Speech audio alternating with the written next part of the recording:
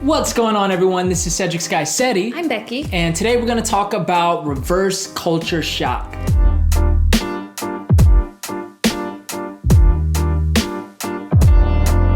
So, I have been living in Korea for about 7 years now, full time. And you've been living in Korea for a little over 2 years. Yeah, about 2.5. And inevitably, when you're living in another place, and specifically another country, when you return to your home country, you'll notice that there are different cultural aspects that you didn't notice before, sometimes also known as reverse culture shock. And both of us have experienced that when we visit the US after being in Korea for a long amount of time. And today we just wanted to share with you 15 cases of reverse culture shock. Airports. So some of you might be aware that Incheon Airport in Seoul, South Korea is considered one of the best airports in the world. Maybe even the best. We're not biased. Nah. But if you have experienced what a really good airport is like, when you visit airports in the US, especially ones that are called the best in the world or best in the United States, it's hard not to compare. Is JFK one of the best airports in the US? Definitely not. I mean, it's in New York City, but definitely not. Oh, sorry. I don't even think it's like considered that. Oh, what's the top in the US? I don't know. Because even I went through like LAX and JFK and Baltimore and all sorts of places, Houston. What's the best airport that you've been to in the States? None of them. Denver is pretty nice. Denver I've Airport, never been there. yeah, Denver Airport, not bad. I think in Korea, the Korean airport is very orderly. Even though it's an airport, everyone's calm and always knows where you're supposed to be going. You can ask any of the roaming around employees to double check your ticket or where you're supposed to check in your bags, and they're super, super helpful. And I never get the feeling of being rushed, you know, even when you're going through security lines.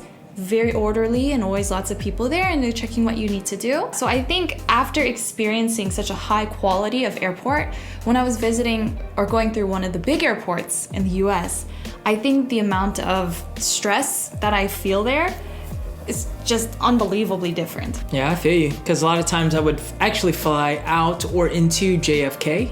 And yeah, I ain't about that life. No. Yeah, it's just, it's pretty old, very packed. Not super orderly. Yeah. So definitely Incheon for the either. win. Incheon has great restaurants. Well, great for airport. Yeah, and there's a whole lot more you can do when you're at the airport here and just hang out. But when I'm in airports in the US, I usually just feel scared and alone. Pacing of people. All right, so I'm so used to the Pali-pali culture here in Korea, which means it's just like very fast paced. Yeah. And that goes from people walking on the streets to people driving. It's quite crazy here. Actually, it's pretty bad in many ways. But when I went back to the States, I noticed, especially in North Carolina, which is where my family's from, that people are so much slower. They walk slower. So when I'm going in public and I'm maybe like walking behind people at the department store or something like that, or at the grocery store, it's just like they're taking their sweet time. And I can appreciate that from an angle of like, they're just chilling, you know what I mean? They don't have too much of a care in the world, but I'm so used to just like wanting to go fast and quick. So that's one thing that I totally forgot it was like in the States, is just how slow people moved compared to Korea. I think generally people here are just, you know, they're on a mission. They know where they're going, they just go. Yeah, and that's with everything. I mean, with driving, that's why like Koreans don't have the best reputation on the road. But with grocery shopping, for example, that's the best. Yeah. Yeah, just super fast, man. bag it, see you.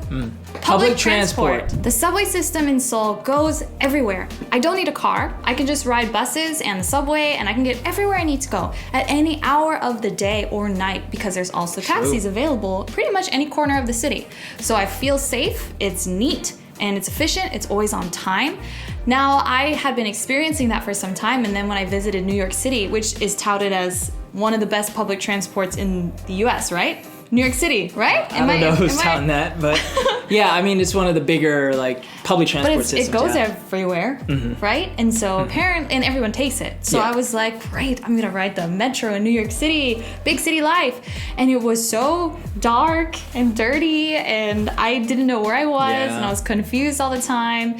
So yeah, New York Metro. And it wasn't just that one, it was also the metro in DC area, like the one that goes up to DC.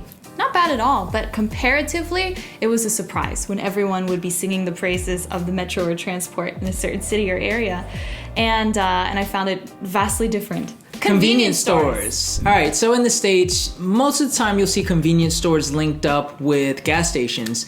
And this isn't like a negative culture shock or reverse culture shock, but it's just actually this is like better for me when I went to the States and I went into some of the bigger, like well-known convenience stores. The amount of candy and donuts and cakes and snacks that they had, oh my gosh, I missed it, man. Like all the potato chips, like we don't have that here. Like Korea obviously has their own versions of like the different type of snacks that we have in the States, but I miss like the different gummy bears and it's just, I don't know, it's all the snacks, you know, that I miss. I mean, even some convenience stores has like, you know, like a Subway or a sub shop, a sandwich shop, or maybe a Burger King or something like connected to it. Yeah, it's just like, I missed it, man. There's like so many things that you can get there. But the convenience store here in Korea as well is, it has more amazing. Home things. Yeah, like you can survive. Like let's just say you got stranded in a certain city, you could survive just off convenience store. They even sell like certain clothes there. Yeah, they have everything. I bought socks there. Yeah, calling people by their first name. I had a friend in the States that would call her parents by their first names. I don't know if that's a normal thing, even in the US. Is it? No, but Michael Jackson did that. It was very strange to me. Now in Korea, you would never, ever, ever call an older person by their first name alone. You would have some kind of additional title that goes with it. I guess it's akin to the US saying like Mr. and Mrs. something, Mr. Cedric. Yeah. Right? But like here in Korea, you'd have, like for example, if you used me like Becky teacher, right? Or you'd have Miss something. But in the US, I would notice that younger people would call older people by their first name. And for me, it was a very weird instance when I was in Korea and then I visited an old teacher from high school and she's like, "You're not my student anymore. You can call me by my first name." Yeah, that's weird. That that's was very so strange weird. Oh, that's weird to you too. Yeah. Okay, yeah, that was something I just couldn't get on and I still can't, to be honest. Because everything here is based on like your position. Rarely ever are you saying someone's name, even if you're like the same age, unless you're really close to them. Well, like for example, I would call you Cedric 오빠 or 하나 오빠, right? Right.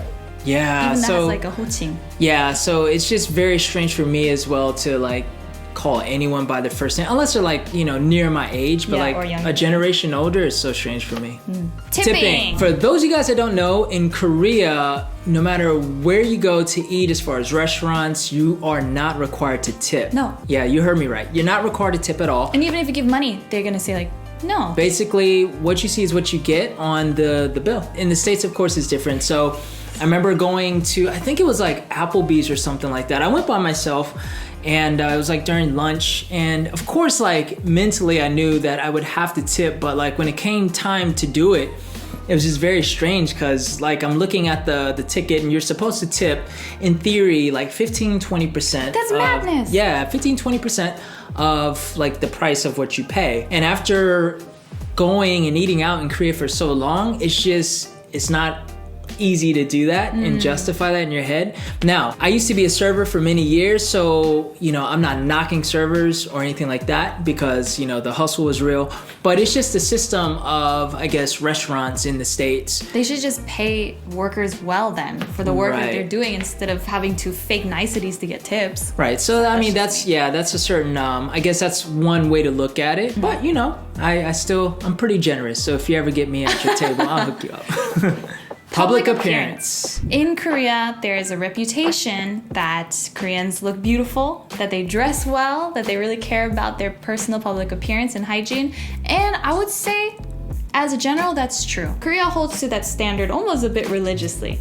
Now, when I came to the US, I think the thing that shocked me a lot, and this isn't just the US, but I mean, I've traveled to many other countries and I found the standard of dressing, for example, like in Europe or in Asia, is much higher than what I see in general in the US. Right. So I remember when I was visiting some places in the US and I was like, why is everyone wearing just t-shirts? Everyone. In Korea, there's a basic standard that you have to look nice, dress nice. But in the US, apparently, in some places, that's the opposite. Where I grew up, we called it bumming. Like people would just bum. In other words, like sometimes you roll out of bed and you just have your pajamas on. You want to go down to the street, grab something, to eat. You just roll out in your pajamas. Yeah, I think it's definitely a big difference when I go back and I see that. I mean, we don't judge based on how you dress at all. You know what I mean? But it's just different when you're used to seeing people's normal dress being like button-up shirts and like, loafers and stuff like that. Hugging. Korea has a certain, in a way, we don't have much public personal space. Like we sit closer with each other, True. And we share foods and this kind of thing. And you'll see people holding hands. Yes.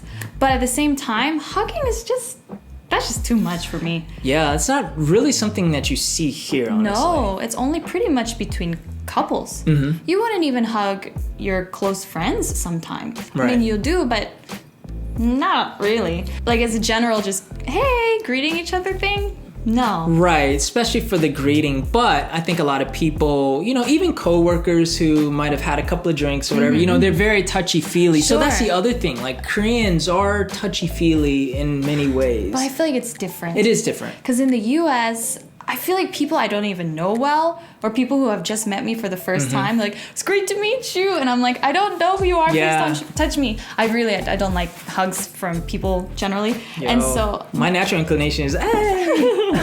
I mean, but I'm from the South, so that's what we do. I don't know what it is, but I'm very like particular about who's hugging me and not. And I feel in the US, people just hug very profusely. Definitely compared to Korea. But if you go up to like New Jersey, New York City, it's a little different. Because I was there for a couple years and like people don't be hugging you. Smiling. The infamous American toothy white smile. That's like the thing, right? Tom Cruise, they all have these celebrity smiles. 100 million watt smiles is kind of equated to Hollywood. I feel that that's a thing in the US and people just love to flash their pearly whites. Now, I remember when I had been studying here for a year and I returned back to the US, it was very strange when people whom I didn't know and we'd be passing each other on the street, if we accidentally caught each other's eye, they would smile at me. And I was like, I don't know who you are. Please don't smile at me, right? And I noticed that people in the US smile a lot. And you're not going to hear this just from Koreans saying that about the US. Many people around the world, I think smiling is not so prevalent as it is in the US. I love to smile at people though. I was that guy. You're that guy? Yeah, I was that guy. I would like smile to strangers and stuff. Growing up, I'm different now. Yeah. But I think my natural bent is to do that. Like I just smile at people. Even if they're like my enemy or something like that, I got beef with them. Like my first reaction is when I see them, I smile. Really? Oh, I hate that. Yeah. Oh, wow. But I don't really have enemies. Bless you. So one thing that I noticed when I first moved here is Koreans don't be blessing you when you sneeze. Achoo. Yo, it's like when I sneezed, I'm like waiting for someone to say bless you, but I mean, this is Korea, of course, so they're not gonna say that. But they don't say anything. So it was very weird because when I went back to the States and then people like would sneeze in public, a stranger would bless them and just say bless you. Yeah. You know what I mean? Yeah. So that was quite comforting to go back into that. Yeah, but initially, I think when I first heard it, it was one of those, oh snap, yeah, I'm used to not having that said to me or me saying that to anyone, and I still feel a little weird when people sneeze around me and I don't say bless you. Oh yeah, this is really weird. Actually, I felt really weird when I was in the States and I sneezed in public and like 3 people around me were like bless you. I was like thank you. Yeah, so I'm still trying to accustom to that. Weird patriotism. So obviously every country feels a certain sense of national pride. Sometimes you can go too far in certain situations. When I am in the US, I think something that strikes me quite frequently is how comfortable people are with expressing their extreme and sometimes unnecessary patriotism for the United States.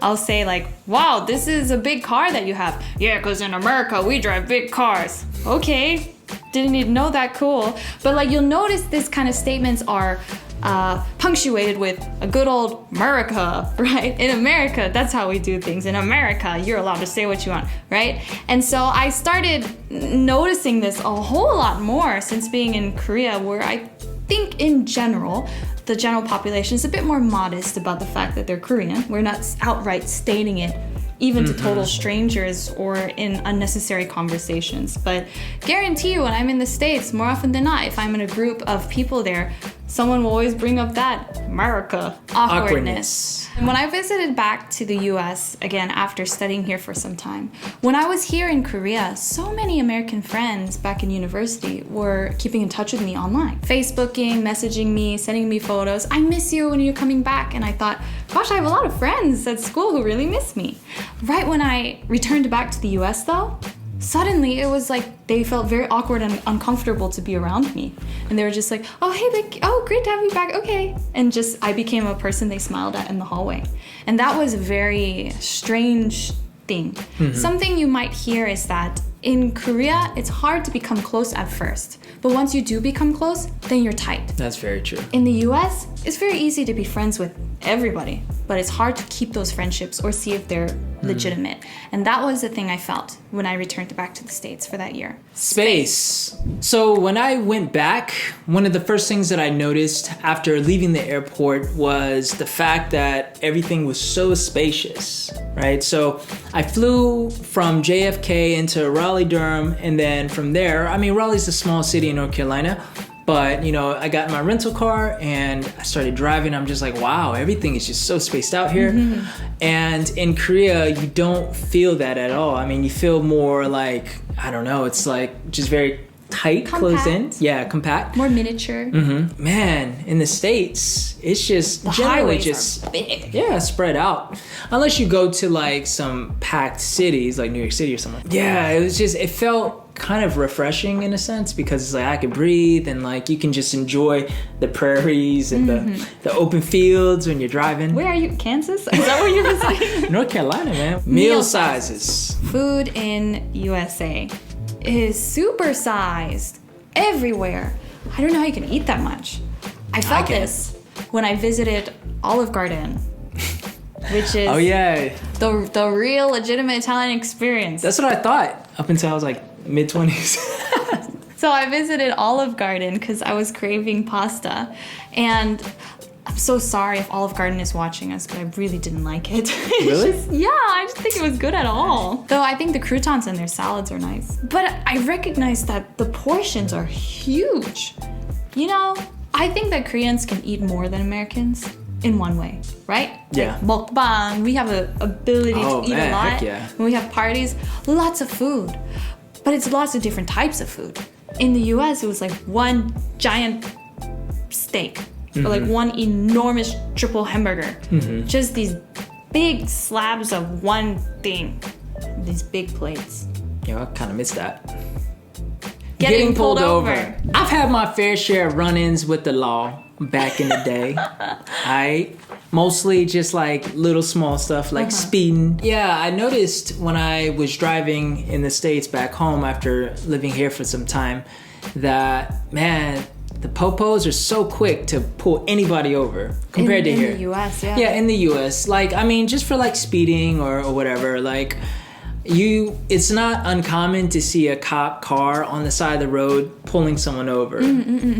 And I realized that I've probably only here seen one car that I can remember getting pulled over. Like I saw them actively getting pulled over for whatever reason. It seems like the cops are not even really around here. You don't really see like patrol cars going around or anything like that.